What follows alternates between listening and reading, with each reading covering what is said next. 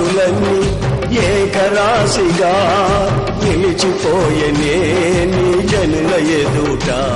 అవి భూకంపాలే అయినా పెను తుఫానులే అయినా, అవి భూకంపాలే అయినా పెను తుఫానులే అయినా, నీ కృపయే శాసించునా, అవి అణగిపోవునా.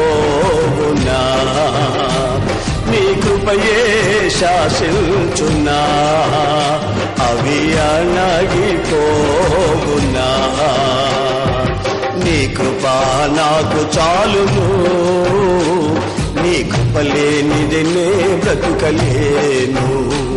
నీ కృప నాకు చాలును, నీ కృప లేనిది నే